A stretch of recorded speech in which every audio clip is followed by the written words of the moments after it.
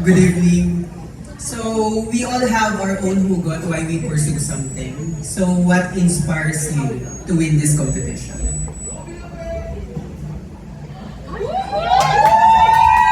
Good evening, everyone. Okay, pinakabugot. I don't want to answer in Tagalog or in English. Gawin natin Taglish. Okay, ang pinakabugot being an LGBTQ and whatsoever plus size is acknowledgement. Okay? With acknowledgement, we're looking forward into acknowledging not just the regular petite men or women for the modeling industry, but also acknowledging the LGBTQ community together with the plus size community. That's it. And by that, and by the help of DC as well, here we are now, slaying.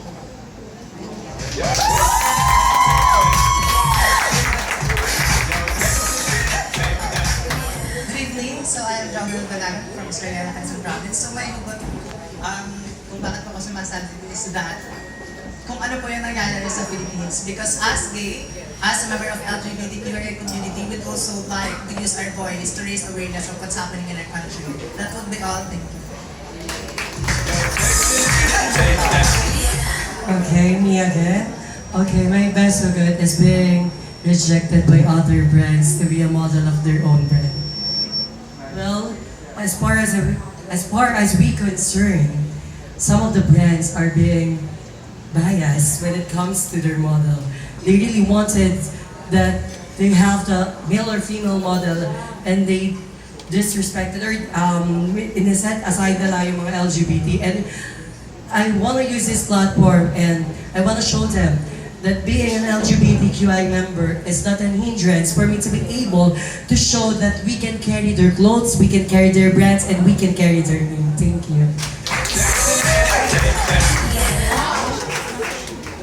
So, ang hugot ko po, every day is our fashion show and the world is our runway.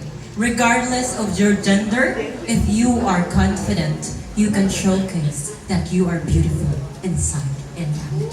And that is an inspiration that I'm carrying right now, representing the rainbow community. That's why if you can see my pants, this is a representation of our flag, the trans woman flag. And I hope everyone is enjoying the show.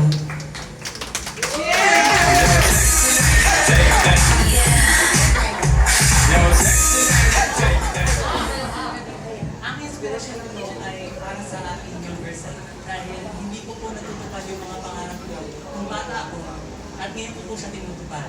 At para rin po ito sa ibang mga trans na bata na para po nakita po nila kami on stage, ma-inspire po sila na tuparin ito